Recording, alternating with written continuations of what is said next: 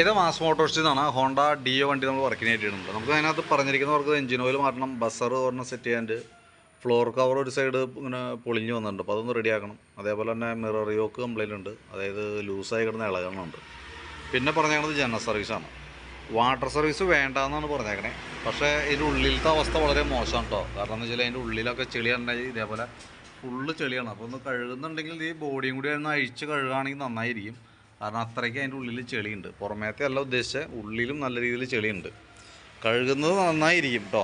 അപ്പോൾ വാഷിങ് വേണ്ടാന്നാണ് എൻ്റെ അടുത്ത് പറഞ്ഞേക്കണേ. അപ്പോൾ എസ്റ്റിമേറ്റ് ഞാൻ ഉൾപ്പെടുത്തുന്നില്ല, വീഡിയോ കണ്ടതിന് ശേഷം നോക്കിയിട്ട് പറഞ്ഞേ.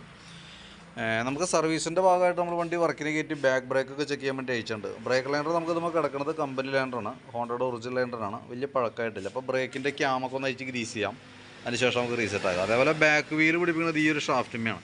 അതിൻ്റെ ബെയറിങ്ങിൻ്റെ പ്ലേ ഒക്കെ നമ്മൾ ചെക്ക് ചെയ്തിരുന്നു, നിലവിൽ വേറെ കംപ്ലയിൻ്റ് ഒന്നുമില്ല. ഗിയർ ഓയിൽ നമ്മൾ ചെക്ക് ചെയ്തു, നല്ല ഓയിലാണ്.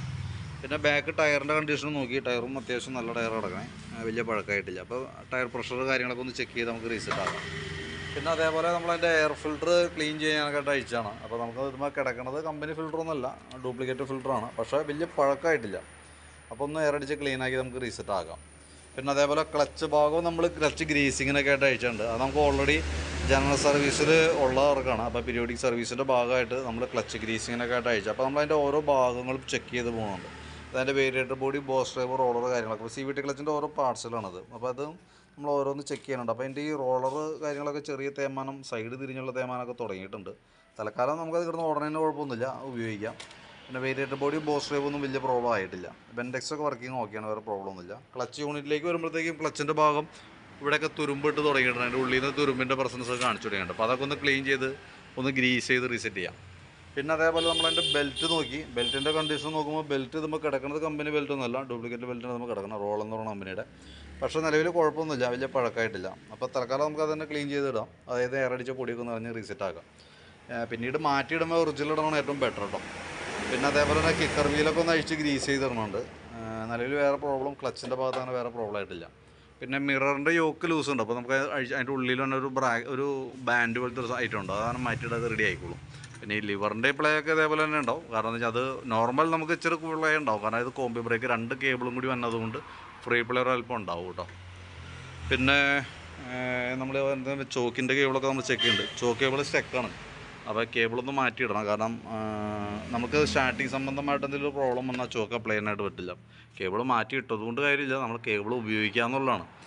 ഇപ്പോൾ പുതിയ കേബിൾ ഇട്ടാലും ഉപയോഗിക്കാണ്ടിരുന്നാൽ വീണ്ടും സ്റ്റക്കായി പോകും. പക്ഷേ ഇത് നമ്മളിപ്പോൾ ഈ കണ്ടീഷനിൽ വിട്ടാലും എന്താ പ്രോബ്ലം, ചോക്ക് കേബിൾ വലിയും വണ്ടി ലോഡായി കിടന്ന് ഓടും. അപ്പോൾ കൈയോടെ നമുക്കത് മാറ്റിയിടാം. രാവിലെ സ്റ്റാർട്ട് ചെയ്യുന്ന സമയത്തൊക്കെ ചോക്ക് ഉപയോഗിക്കുന്നതാണ് ബെറ്റർ. ചോക്കിടാ വണ്ടി സ്റ്റാർട്ട് ചെയ്യുക, ഒന്ന് റേസ് ചെയ്ത് കഴിയുമ്പോൾ ചോക്ക് ഓഫ് ചെയ്യാം. അപ്പോൾ 2 ഗുണമാണ്. ഒന്നാമത് വണ്ടി പെട്ടെന്ന് സ്റ്റാർട്ടായി കിട്ടും, ബാറ്ററിക്ക് അത്ര ലോഡ് കുറഞ്ഞിരിക്കും. പിന്നെ അതേപോലെ തന്നെ ഈ ചോക്ക് കേബിൾ ഉപയോഗിക്കാണ്ടിരുന്നിട്ട് വന്ന കംപ്ലൈൻറ്റൊക്കെ മാറിക്കോളും.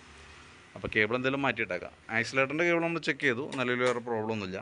പിന്നെ ഈ എഞ്ചിൻ ഹെഡിൻ്റെ ഭാഗം നോക്കുമ്പോൾ ചെറിയൊരു ഓയിൽ ലീക്കേജ് തുടങ്ങിയിട്ടുണ്ട്, ഓയിലൊക്കെ നനഞ്ഞിരിക്കുന്നുണ്ട്. അപ്പോൾ അതിൻ്റെ ഗ്യാസ്കറ്റ് കാര്യങ്ങളൊക്കെ ഒന്ന് മാറ്റി, മൗണ്ട് റബ്ബറും മാറ്റി റീസെറ്റ് ചെയ്യാം. പിന്നെ വാട്ടർ സർവീസിൻ്റെ ടെസ്റ്റ് ചെയ്യാൻ പറഞ്ഞതിൻ്റെ കാരണം വെച്ചാൽ അതിൻ്റെ ഉള്ളിലത്തെ അവസ്ഥ ഇതാണ്. കാരണം ഇതിൻ്റെ ഉള്ളിൽ നമ്മളിപ്പോൾ ഇങ്ങനെ ഇരിക്കുമ്പോൾ നമുക്ക് അറിയാനായിട്ട് പറ്റില്ല. ചേസിൻ്റെ ഭാഗത്ത് എവിടെയെങ്കിലും തുരുമ്പോ കാര്യങ്ങളൊക്കെ ഉണ്ടെങ്കിൽ അറിയാൻ പറ്റില്ല, മൊത്തം ചെളി പിടിച്ചിരിക്കുകയല്ലേ. അപ്പോൾ ഒന്ന് വാട്ടർ സർവീസ് ചെയ്യുന്നുണ്ടെങ്കിൽ നമുക്ക് എവിടെയെങ്കിലും തുരുമ്പോ കാര്യങ്ങളൊക്കെ ഉണ്ടെങ്കിൽ കൈയോടെ നമുക്ക് പെയിൻറ്റ് ടച്ച് ചെയ്തിടാനായിട്ട് പറ്റും. സാധാരണ ബോഡി വാഷ് ചെയ്യുമ്പോൾ സാധാരണ വേണ്ടത് 150 രൂപയാണ്. പക്ഷേ അഴിച്ച് ബോഡി ഇത് കവറൊക്കെ അഴിച്ച് കഴുകുമ്പോൾ 300 രൂപ മേടിക്കും. നമ്മൾ ചെയ്യണ കേസല്ല, പുറമെ കൊടുത്ത് ചെയ്യണതാണ്. ചെയ്താൽ നല്ലതാണ്, ഞാൻ ജസ്റ്റ് ഒരു സജഷൻ പറഞ്ഞെന്നുള്ളൂ, നോക്കിയിട്ട് ചെയ്താൽ മതി. പിന്നെ ഫ്രണ്ട് ഭാഗത്തേക്ക് വരുമ്പോൾ ഫ്രണ്ട് ബുഷുകളൊക്കെ നമ്മളത് ഗ്രീസ് ചെയ്യാൻ വേണ്ടി അഴിച്ചാണ്. ഫ്രണ്ട് ബുഷ് ഗ്രീസ് ചെയ്യുന്ന സമയത്ത് നമുക്ക് ഗ്രീൻ ബുഷൊക്കെ നല്ല രീതിയിൽ ഓവലായി പോയതുകൊണ്ട് അത്രയും ഷേക്ക് കാണിക്കുന്നുണ്ട്. അപ്പോൾ അത് നമുക്കൊന്ന് ചേഞ്ച് ചെയ്തിടണം. എന്തെങ്കിലും ലിങ്കിൻ്റെ ബുഷ് അഴിച്ച് നമുക്ക് ഗ്രീസ് ചെയ്തിട്ട് ആ കോളർ മാത്രം ഒന്ന് മാറ്റിയിട്ടാൽ മതി, വേറെ പ്രോബ്ലം ഇല്ല. ഫ്രണ്ട് വീൽ ബെയറിംഗ് ഒക്കെ ചെക്ക് ചെയ്ത് വേറെ കംപ്ലൈൻ്റ് ഒന്നുമില്ല. ടയറായാലും അത്യാവശ്യം കണ്ടീഷനാണ്. ഈ ടയർ നെക്സ്റ്റ് നമുക്ക് മാറ്റിയിടുന്ന സമയത്ത് ബാക്ക് ടയറാണ് എന്തെങ്കിലും പെട്ടെന്ന് തീരുള്ളൂ. പിന്നീട് മാറ്റിയിടുന്ന സമയത്ത് ടയർ റൊട്ടേഷൻ ചെയ്തിടാനായിട്ട് ശ്രദ്ധിക്കുക. കാരണം വണ്ടി ഓടുന്ന സമയത്ത് നമ്മളൊരു ഹാൻഡിലുമേന്ന് ഒരു കൈ എടുത്തു കഴിഞ്ഞാൽ വണ്ടിക്ക് ഒരു വെട്ടൽ കാണിച്ചു തുടങ്ങിയിട്ടുണ്ട്. അത് ടയറുമായി റിലേറ്റഡ് ആയിട്ടുള്ള കംപ്ലൈൻ്റ് ആണ്. അപ്പോൾ റൊട്ടേഷൻ ചെയ്തിടുകയാണെങ്കിൽ ആ കംപ്ലയിൻറ്റ്സ് ഇല്ലാത്ത രീതിയിൽ പുതിയ ടയർ ഫ്രണ്ടിലിടാം. അപ്പോൾ ആ കംപ്ലയിൻറ്റ് ഇല്ലാണ്ട് നമുക്ക് മാക്സിമം ഉപയോഗിക്കാനായിട്ട് പറ്റും. ഇത് 10 ഇഞ്ച് വീലായതുകൊണ്ട് തന്നെ റൊട്ടേഷൻ ചെയ്യുന്നതിന് യാതൊരു പ്രോബ്ലം ഇല്ല. ഫ്രണ്ട് ടയറും ബാക്ക് ടയറും ഒരേ ടയർ തന്നെ, ഒരേപോലത്തെ ടയർ തന്നെയാണ് നമുക്ക് ഇതുമ്പോൾ യൂസ് ചെയ്യേണ്ടത് കേട്ടോ. അപ്പോൾ അതുകൊണ്ട് റൊട്ടേഷൻ ചെയ്താലും നോ പ്രോബ്ലം, നമുക്ക് സുഖമായിട്ട് വണ്ടി ഉപയോഗിക്കാം. പിന്നെ ഫ്രണ്ട് ബ്രേക്ക് കേബിളുകളൊക്കെ ചെക്ക് ചെയ്ത് വേറെ കംപ്ലയിൻ്റ് ആയിട്ടൊന്നുമില്ല. ഔട്ടറൊക്കെ ചെറിയൊരു പൊട്ടൽ തുടങ്ങിയിട്ടുണ്ട്, തൽക്കാലം കിടന്ന് ഓടിക്കോട്ടെ, കുഴപ്പമില്ല. ബാറ്ററിയുടെ കണ്ടീഷൻ നോക്കി. ബാറ്ററി നമ്മൾ നോക്കുമ്പോൾ 12.80 റേഞ്ച് വോൾട്ട് കാണിക്കുന്നുണ്ട്. വണ്ടിയിൽ ഇരിക്കുന്ന ബാറ്ററി വണ്ടി വന്നപ്പോൾ ഉള്ള ബാറ്ററിയാണ്. അപ്പോൾ അത്യാവശ്യം നല്ല രീതിയിലുള്ള പഴക്കം കാണിക്കുന്നുണ്ട്. എന്നാൽ സെൽഫ് കാര്യങ്ങളൊക്കെ വർക്ക് ചെയ്യുന്നുണ്ട്. പക്ഷേ ഇതിൻ്റെ ഒരു സ്റ്റാറ്റസ് ഞാൻ കാണിച്ചു തരാം കേട്ടോ.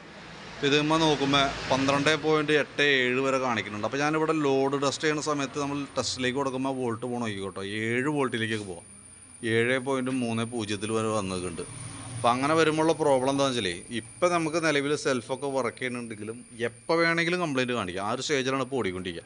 ചിലപ്പോൾ ഇന്ന് കാണിച്ചേക്കാം, അല്ലെങ്കിൽ നാളെ കാണിച്ചേക്കാം, ചിലപ്പോൾ ഒരാഴ്ച കാണിക്കാം, ഒരു മാസം. ആ ഗ്യാപ്പ് ഞാൻ പറഞ്ഞാൽ എന്തായാലും എൻ്റെ മാക്സിമം കാലാവധി കഴിഞ്ഞ് കിടന്ന് ഓടണം ഇപ്പോൾ ബാറ്ററി. അപ്പോൾ അതുകൊണ്ട് തന്നെ സെൽഫിൻ്റെ കംപ്ലയിൻറ്റ് എപ്പോൾ വേണമെങ്കിലും കാണിക്കാം കേട്ടോ. ഇപ്പോൾ മാറ്റണമെന്നൊന്നുമില്ല, ഇപ്പോൾ മാറ്റേണ്ട ആവശ്യമില്ല. കംപ്ലയിൻറ്റ് കാണിച്ചിട്ട് മാറ്റിയാൽ മതി. പക്ഷേ അറിഞ്ഞിരിക്കുക ബാറ്ററി കംപ്ലയിൻ്റ് ആണ്. താമസിയാണ്ട് നമുക്ക് അതുമായി ബന്ധപ്പെട്ട് ഒരു സ്റ്റാർട്ടിങ് കംപ്ലയിൻറ്റ് കിട്ടാൻ സാധ്യതയുണ്ട്. പിന്നെ സ്പാർക്ക് പ്ലഗ് നമ്മളൊന്ന് ക്ലീൻ ചെയ്തിടാം. എയർ ഫിൽറ്റർ മാറ്റുമ്പോൾ കൂട്ടത്തിൽ കൂടെയാണ് പ്ലഗ് മാറ്റേണ്ടത്. അപ്പോൾ ജസ്റ്റ് ഒന്ന് ക്ലീൻ ചെയ്ത് റീസെറ്റ് ആക്കാം നമുക്ക്.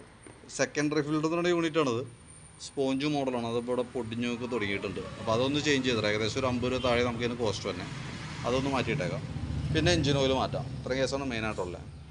അപ്പോൾ ഞാൻ അതിൻ്റെ ഒരു ഏകദേശം ഒരു എസ്റ്റിമേറ്റ് ആക്കാം. അതിൻ്റെ ഡീറ്റെയിൽസ് വാട്സാപ്പിലേക്ക് ഒന്ന് സെൻഡ് ചെയ്ത് തരാം. അപ്പോൾ വീഡിയോ കണ്ടു കഴിയുമ്പോൾ നോക്കിയിട്ടൊന്ന് റിപ്ലൈ ഇട്ടേക്കാം. അതേപോലെ തന്നെ വാട്ടർ സർവീസായിട്ട് ചെയ്യണോ, ഓപ്പൺ വാഷിംഗ് ആയിട്ടൊക്കെ ചെയ്യണമെന്നുണ്ടെങ്കിൽ നോക്കിയിട്ടൊന്ന് പറഞ്ഞേരെ. ഞാൻ എസ്റ്റിമേറ്റിൽ വാഷിംഗ് ഉൾപ്പെടുത്തുന്നില്ല, ബാക്കിയത്തെ വർക്കാണ് കാണിക്കണേ. അപ്പോൾ വാട്ടർ സർവീസ് ചെയ്യണമെന്നുണ്ടെങ്കിൽ വീഡിയോ കണ്ടു കഴിയുമ്പോൾ ഒന്ന് വിളിക്കുമ്പോൾ പറഞ്ഞാൽ മതി. ഓക്കെ. അപ്പോൾ ഡീറ്റെയിൽ വീഡിയോ എസ്റ്റിമേറ്റഡൊക്കെ വാട്സാപ്പിലേക്ക് ഇട്ടേക്കാം. കണ്ടു കഴിയുമ്പോൾ ഒന്ന് റിപ്ലൈ ഇട്ടോളൂ കേട്ടോ.